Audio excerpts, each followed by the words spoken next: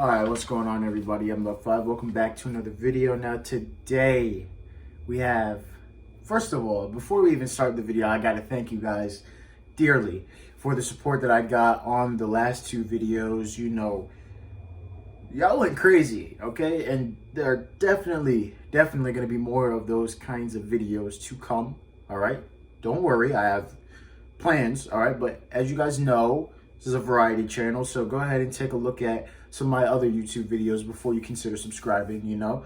Don't want to let you guys down, but there will be a lot more of those videos coming, you know. Just get a feel for my kind of content, all right? But in today's video, you guys said that you wanted to see my childhood fears before my gaming career through official soundtracks, which, thank you, because that would have taken forever. So let's just get into it, okay? We're gonna start off with a very weak one first, and that's Billie Jean, okay? Yes, the song Billie Jean by Michael Jackson. He said what? And I'm gonna tell you how this scared me as a kid, okay? Because I was sitting here listening to a big Michael Jackson fan, right? Around the time where I was 4, 5, 6, huge Michael Jackson fan, right? Still am, obviously. You know, we would play Billie Jean. I'd have my mom play Billie Jean, and then he says the line, "Billie Jean is not my lover. She's just a girl who says that I'm the one, but the kid is not my son." And I asked my mom, I'm like, what does that mean? You're claiming someone's the father of your child, you know. It's kind of a difficult concept to explain to like a 4-year-old. So my mom didn't tell me what it meant, or she gave me like a roundabout or like something. But so I was like, who is Billie Jean, basically? And then of course, this was during the time where like Michael Jackson had a stalker, and there was also, he didn't die yet, but he was like, he was about to die, I think I was 6 or 7 when he died. So just hearing Billie Jean and the stalker, and I was like, is Billie Jean the stalker that killed Michael Jackson? I was like, all right, no. And now, like, I couldn't listen to the song. But now, that shit's my jam, you know what I'm saying? Number 2 is Annabelle, okay? Now, you're like, oh, what are you talking about? You said the movie was ass. First of all, I said movies 2 and 3 were ass. This first one was all right, okay? And even at that, it didn't scare me, it creeped me out. But Annabelle came out in 2014, okay? So, just picture this, right? You're sitting in a dark basement, right? With nothing on but the lights of a computer screen, a MacBook, I think it was, right? And I'm scrolling, and you know, we're gonna go to the movies tomorrow morning, so pick out what you want to watch. Okay, movies playing near me. Okay, and I click, and then on the screen I see Annabelle's face, the picture with the tear, the blood tear coming out of her eye, and I'm like, what was I for 2014? Much younger than I am now. It's 2022, right? I was like, I wasn't even a teenager yet, alone in a dark basement. I'm like, what the fuck?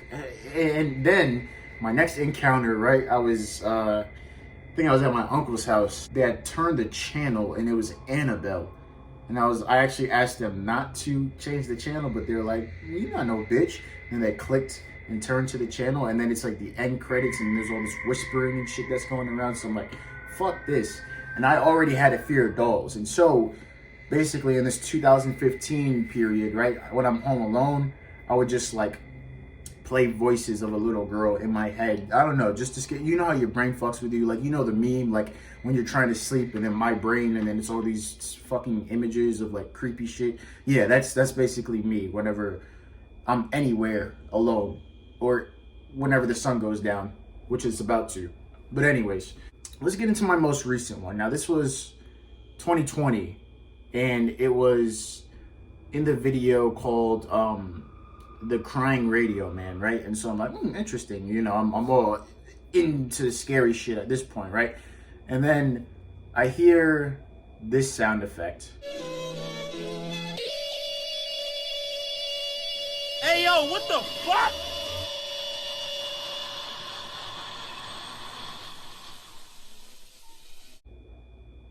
And I'm like, what the fuck? Now, first of all, it's fire, okay? It's fire. It's like you hear the person at the end of the screech, you know, saying the names of people who are going to die or had died.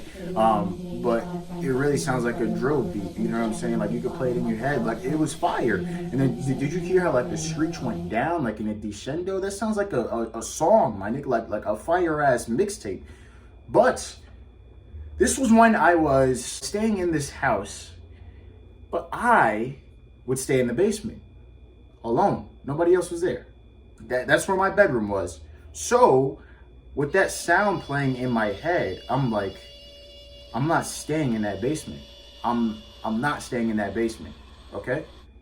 I'll be staying elsewhere. All right. But other than that, it wasn't too bad. When I was like getting the footage for this video, actually, it kind of sounded fire. I'm not gonna lie to you.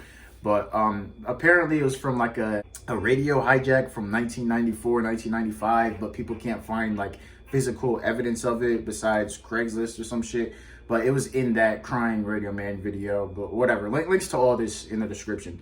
All right, but that was my most recent one. One from a really long time ago was these TV shows that, I won't list any names, but you know, someone who I still look up to, right? They would watch these TV shows of just these heinous ass crimes being shown, right? So there's this one, I was about 4 or 5 years old, right? And I'm sitting there in the room. There's this guy who asked another guy, of course the dude's black, right? Of course.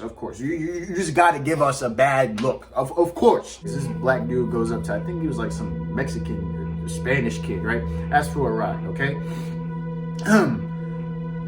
The kid gives him a ride, you know, being naive or whatever. Then he tells them to pull over in like a secluded area, but it wasn't that secluded. And mind you, like the TV show is acting out all of it, like reenacting all this, right? But I thought it was the real thing, okay? Like I was 4 or 5 years old. I didn't know that it was a reenactment. Still wouldn't have made it any better. But anyways, the guy gets out the car. They're in somewhere secluded.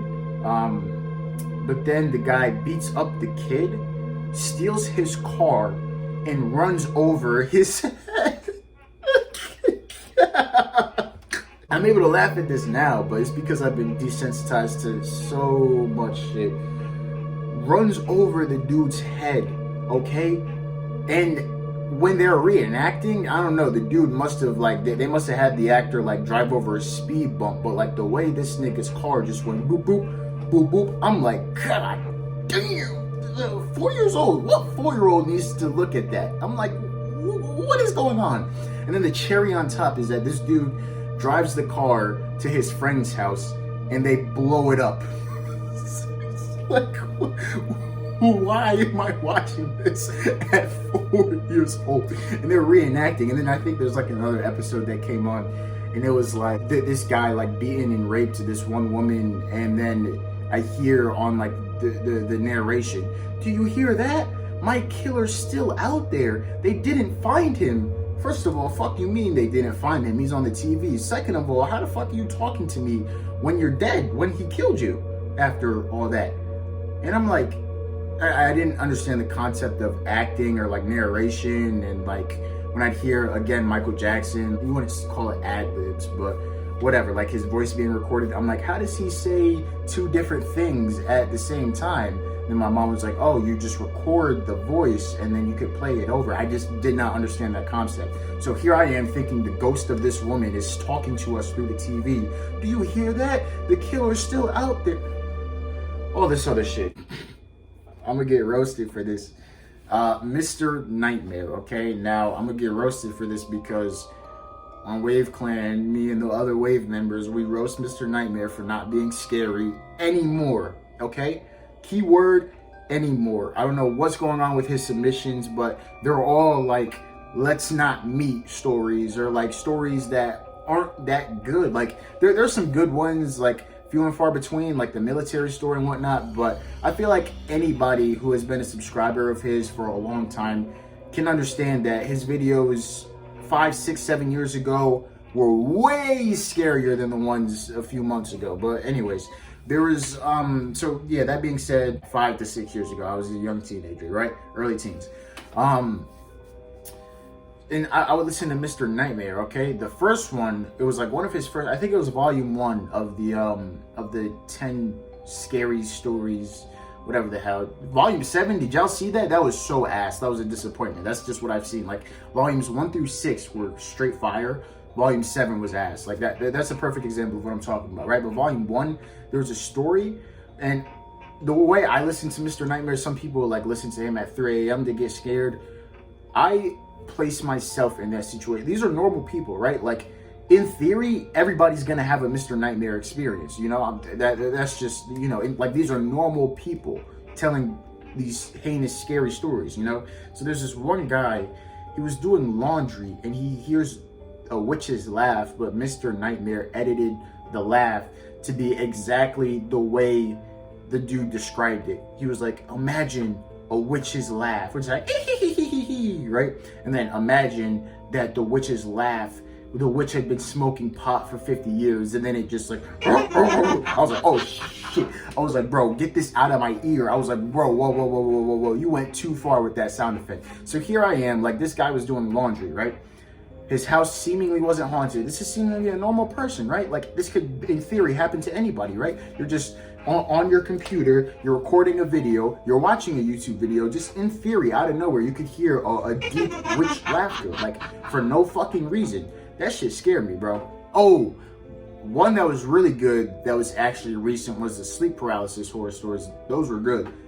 That is the reason why I don't sleep on my back, bro. And if I do sleep on my back, I put a bandana on, bro, because sleep paralysis is something different, my nigga. Enter the Dragon. Now, again, these are childhood traumas. I was watching Enter the Dragon at a young age. It's a karate movie, you know, and I did martial arts for over a decade, right? So I'm like, oh, Bruce Lee, best martial artist ever, you know what I'm saying? Gotta watch his movie, right? Enter the Dragon is when Bruce Lee plays a guy named Lee. Y'all can roast me if I'm getting the plot wrong. I'm just remembering. I didn't do any research. But basically, he's trying to infiltrate this private island where, like, drug trafficking, like, Han is, like, he works within some sort of ring. And, like, the front for his operation is karate tournaments, okay? He, whatever the fuck his name is, Jim Kelly, or the black dude with the afro, fights Han, and then Han kicks, like, the doorway to his office into, like, a bunch of women that are, like, sitting there laughing, and then because they're high, you know, they're doing drugs. I did not understand that, you know, and even, like, when you see someone hooked up on drugs, that shit can be disturbing. I'm just saying, if anybody's on drugs and they try to do some shit to me, they're getting knocked the fuck out. Because first of all, you're weak as fuck when you're on drugs. Secondly, you just take a night because, like, pain, like, I feel like the synapses that register pain are blocked when you do certain drugs, so they're gonna keep attacking you, right? And if they're crazy, they're gonna bite you and shit, bro. If you come near me and you're high on crack or flocka or some shit, you're getting put in the earth, right? But when I was like 11 years old watching this movie, I'm like, why are they just laughing like that? I did not understand the concept of being high and like hard drugs, you know. Like, I understood smoking. They taught us smoking. Weed wasn't that big yet. Drinking, obviously, I understood the concept of being drunk. But like hard drugs, like cocaine or like meth or shit like that, like I did not. That was beyond me. And then, like, Bruce Lee goes, like, down and, like, he's infiltrating the actual ring, and then he, like, walks across people and they're, like, screaming at the doors, or, like, they're locked in these cells and they're screaming at the cells, help me! Yo, this is not some shit I need to be watching, my nigga. You know what I'm saying? But anyways, that was something I was subjected to early. This is the most interesting one, right? There was a ghost in my old house, my old house, okay? Right? That house was built in the 1800s, had a lot of previous owners, and I think some of which had to have died there, okay? Now, to be fair, this was not a conjuring sort of haunting or anything. Like, chairs wouldn't be moving by themselves, doors wouldn't be, you wouldn't hear footsteps, you wouldn't hear knock, but there were definitely ghosts in that house, okay? One night, went downstairs, and the way my old house is set up, I made it in Minecraft. Go downstairs, to the left there's a whole play area, right? Take another left, dining room, kitchen, okay? And there's, like, you wouldn't call it an ottoman or a passage or pass through, whatever the fuck. I'll put an example of that right on the screen right now, right? So it's dark as fuck. Imagine seeing a figure, like a silhouette, a black silhouette of a person right there. Okay? That was a common occurrence, all right? And my mom, she's very religious, very spiritual, doesn't fuck with any demonic shit. She was like, I could feel the energy off of that person. I think they were trying to sit and watch us and to watch over us and be, to protect us. Whatever, nigga, whatever. Then I was home alone one time, right? And I start hearing noises coming out of my mother's room, like legit noises that like, not the creaks or like the pipes going, like the normal house noises. Like these were actual noises. Like something was causing these noises, and I was like 8 years old. I was like, mom, bring my turn the fuck around, pick me up. That was basically it. Okay, but yeah, even though those weren't like hostile ghosts and it wasn't like a haunting possession, a poltergeist, there was definitely some shit there. Anyways, second to last thing was the Bible, and I couldn't find the soundtrack, but it was in I think it was a series, like the Bible, right? And I think it was whenever Satan came on screen, right? I couldn't find it on YouTube, but there's like a little snippet of the same sound used. But anybody who's seen the actual series knows what I'm talking about. If you were to hear it, like danger would like come into your mind. You know what I'm saying? Like, and I think that's what they were trying to encapsulate by showing Satan like in the distance or whatever. The dude that looks like Barack Obama. But I would have dreams of this sound playing. Like literally, I'd go to sleep and the same exact sound would be playing in my nightmares, bro. That freaked me out. And I was like, yo, stop watching this in front of me. Finally, the peak, the thing I was the most scared of, which I am not afraid of anymore at all. Don't roast me, but I was so scared of this, bro. What time is it? Oh, it's 3:01. It's time for Rainmaker. Oh, turn on my Switch, guys. I hope you had a great video. Make sure to leave a like, thumbs up, all that shit. But hopefully you enjoy the video. I'm out this bitch. All right, fine. So, Scooby-Doo. This came out in 2012, so I was, what, 9 years old? Yeah, 9 years old. I rewatched it on Netflix, right, 2 times. It's actually a pretty good show. But first of all, half the jokes a kid is not gonna grasp. And the design of the monsters, bro, in Scooby-Doo Mystery Incorporated, bro, how do you expect some little ass kids to not be afraid of some of this shit that you're showing on the screen? But by far, the thing, now this was literally, I saved the best for last. This took years off of, like, I was scared of this thing for years. Multiple, plural, okay? And that was Scooby-Doo After That.